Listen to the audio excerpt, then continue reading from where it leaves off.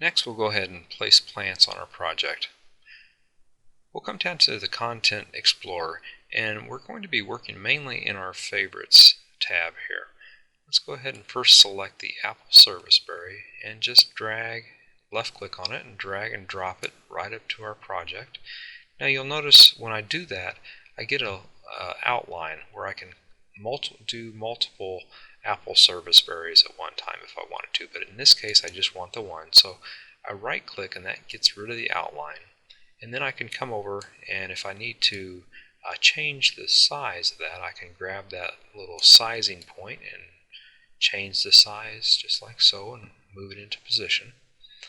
Okay, let's next go ahead and select the Emerald Arborvitae. We'll go ahead and drag it up and drop it here, and drag that outline and drop another one over here.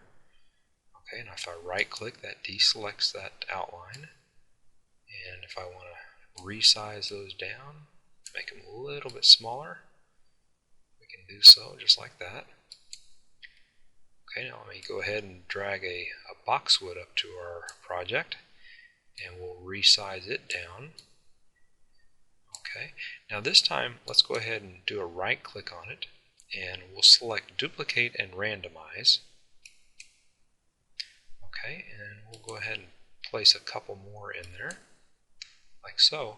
Now when I right click, you'll notice that the shape of the boxwood's changed just a little bit, and also the coloration. This one is a little more shaded and this one's a little lighter than it was before. And the duplicate and randomize feature makes it so that these are not carbon copies of each other, so that they look just a little bit different to give it a more natural look.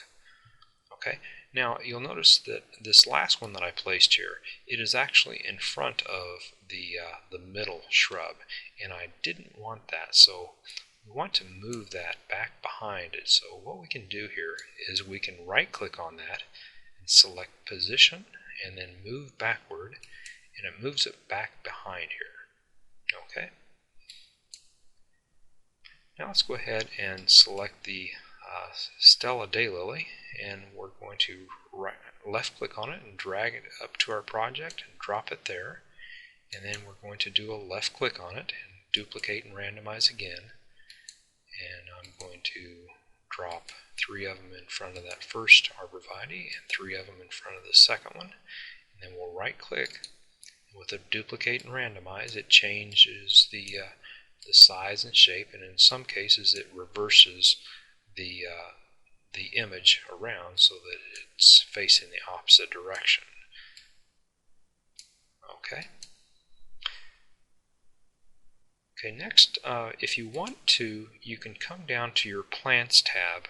If you want to search through the different categories to find other plants, you can do that by going down to tree, deciduous and evergreen, or shrub, cacti, deciduous, evergreen broadleaf, evergreen, conifer, or come down and select one of the flower categories.